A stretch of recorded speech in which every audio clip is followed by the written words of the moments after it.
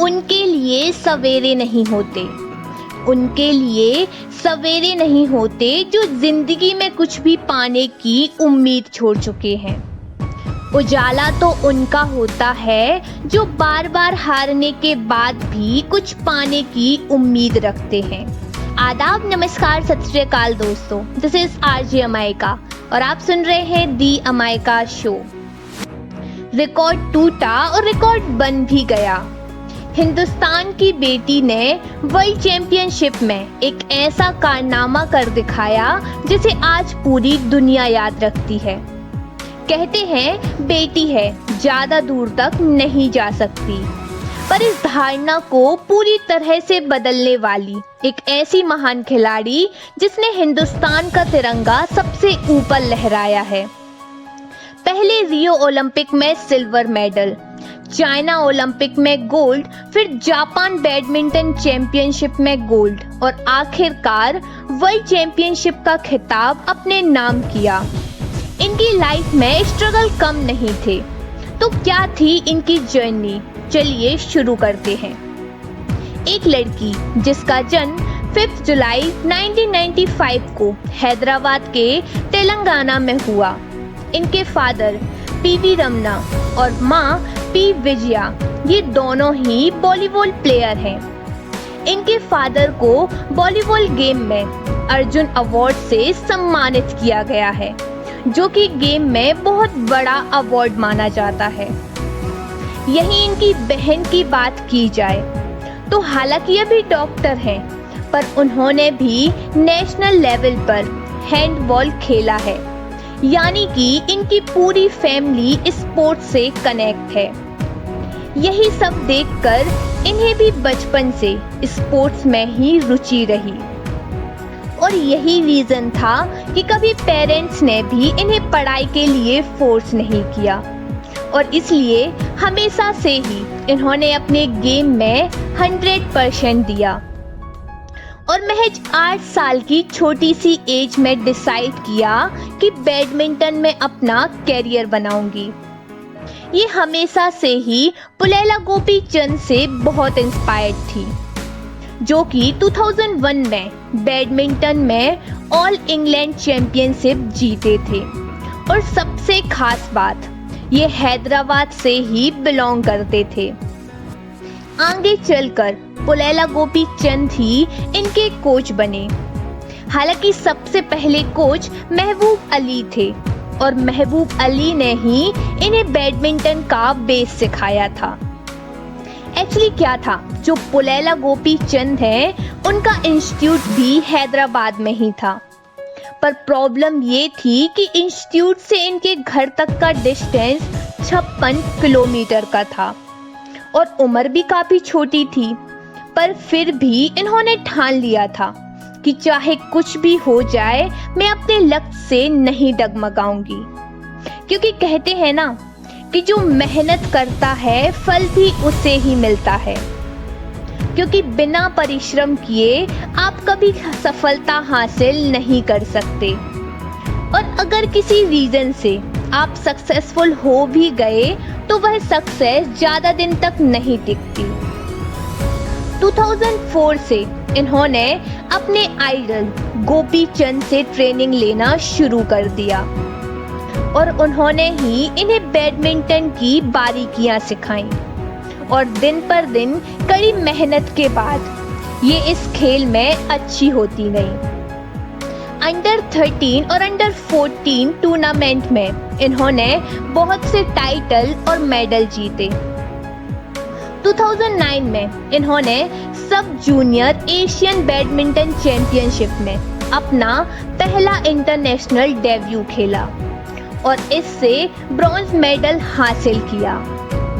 इसके बाद 2010 में ये ईरान के इंटरनेशनल बैडमिंटन चैंपियनशिप में हिस्सा लेने गई, पर अभी तक ये उस मुकाम तक नहीं पहुंच पाई थी जिसके लिए ये इतनी मेहनत करती थी। लेकिन 2012 में इन्होंने कुछ ऐसा कर दिखाया जो कभी किसी ने सपने में भी नहीं सोचा होगा।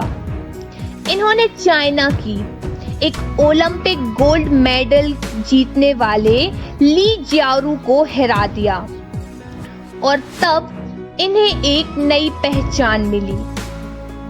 और फर्स्ट ग्रांड प्री 2013 में सिंगापुर में मलेशिया ओपन टाइटल में ग्यू जुआन को हराकर जीती।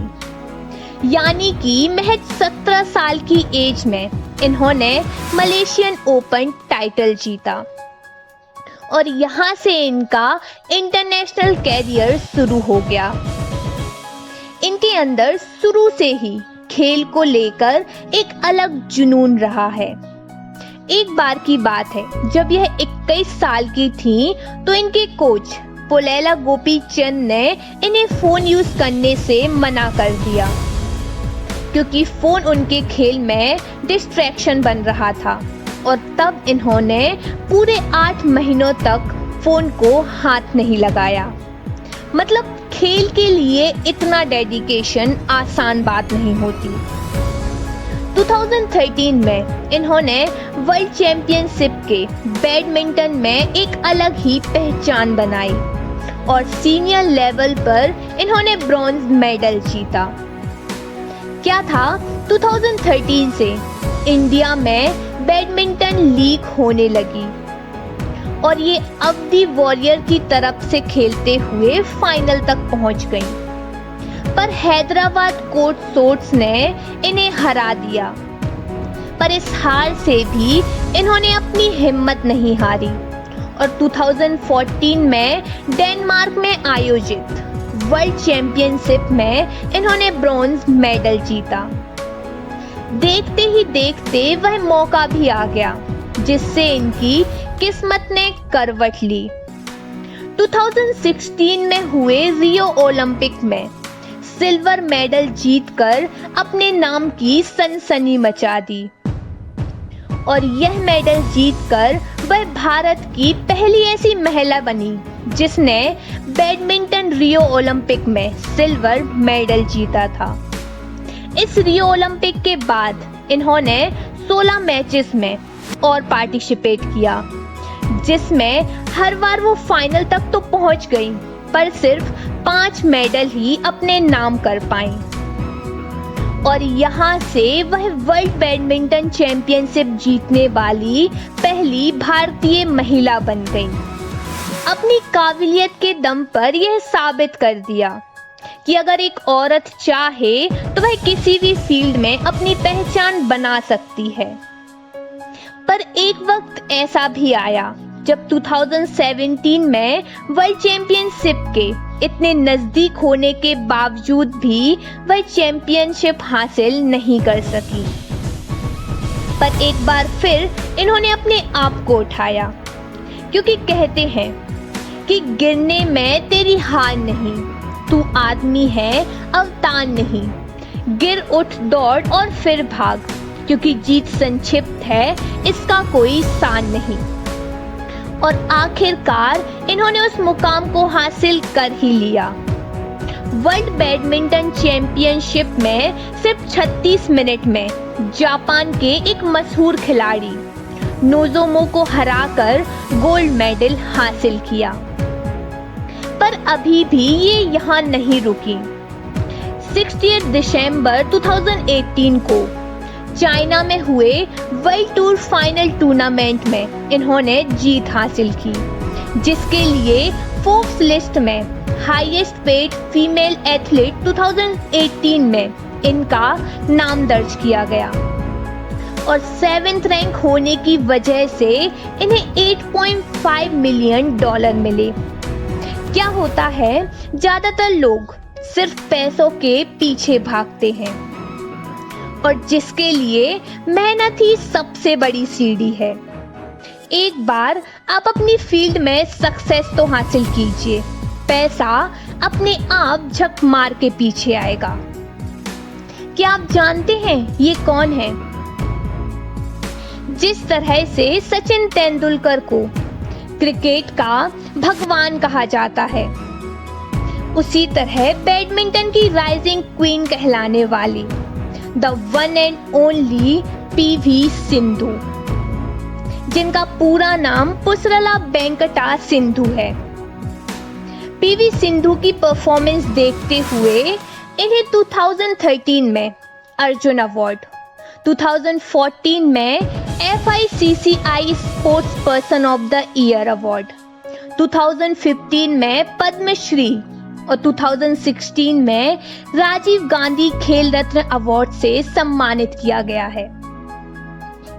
पीवी सिंधु एक इंस्पिरेशनल की मिसाल बन चुकी है कि अगर आपकी लगन और मेहनत सच्ची है तो किसी भी मुकाम को हासिल करना नामुमकिन नहीं है, क्योंकि हारने के बाद जीत जरूर मिलती है, बस मेहनत करने की देरी है।